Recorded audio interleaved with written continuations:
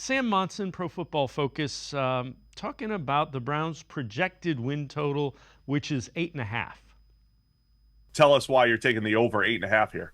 Definitely taking the over, and for not the same reasons that we've been saying. I'm saying, look, an elite level quarterback gets you to 10 wins. Write it in stone, and then the rest of the roster is going to get you the rest. The Browns have the opposite problem where they might have the best roster in the NFL, but a quarterback who, in Deshaun Watson, has shown no ability to be an elite quarterback since he's arrived in Cleveland.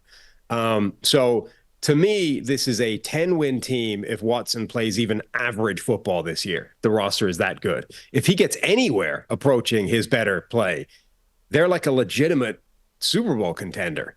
I just love every aspect of this roster. Really good offensive line. Okay, we don't know what Nick Chubb is going to be coming back off that devastating injury, but I think they've got good contingency there, both in the players that were there before, bringing in Deontay Foreman just in case, as a sort of heavier bell cow type of running back. The defense was phenomenal last year. I think they've done a good job of retaining and adding talent there. I just think this team's phenomenal, with the one question mark being how good is Deshaun Watson going to play? With that, let's welcome in Mary Kay Cabot, Browns beat reporter for Plain Dealer, cleveland.com. Mary Kay, it seems like every time we do this, we have to say, yeah, but it's because he's been injured you can't separate the injuries from the way Deshaun Watson has played quarterback. They're kind of tied together.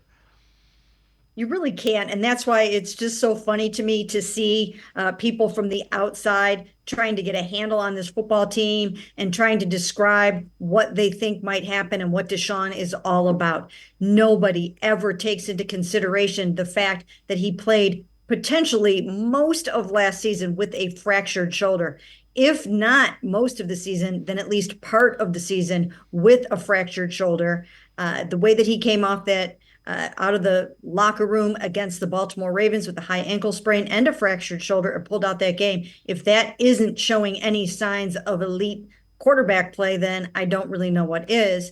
I just think that, once again, he's still paying the price for his off the field transgressions, and people don't want to give him the benefit of the doubt, right or wrong. I'm just saying that that's what it is. People do not want to think that maybe Deshaun Watson can still be a good quarterback. And I think he has the potential to surprise a lot of people this season if he remains healthy. And that is the whole 100% key here, is that he's got to be healthy. And the Browns haven't seen him healthy yet. And when they did see him somewhat healthy coming off of the 11-game suspension 2 years ago, that just that was kind of putting everyone behind the 8 ball. And it really wasn't a good gauge of what he's going to be all about. I don't think he's forgotten how to play football. And as long as the shoulder allows, I think he'll be very good. So this is from one of your Hey Mary Kays. Based on what you know, assuming no major injuries, which that's always a kind of tricky assumption, what's a reasonable win total for the Browns, given they have one of the toughest schedules in the NFL?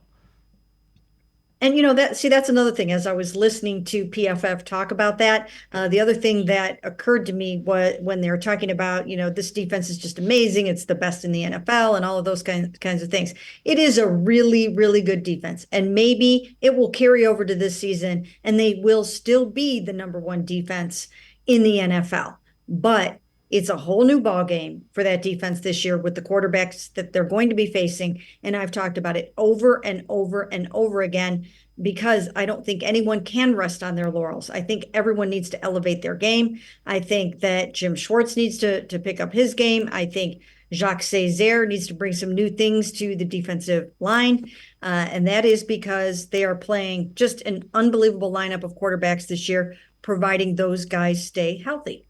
And the quarterbacks that they didn't face last year were, Aaron Rodgers, a healthy Joe Burrow, a Joe Burrow in the second game.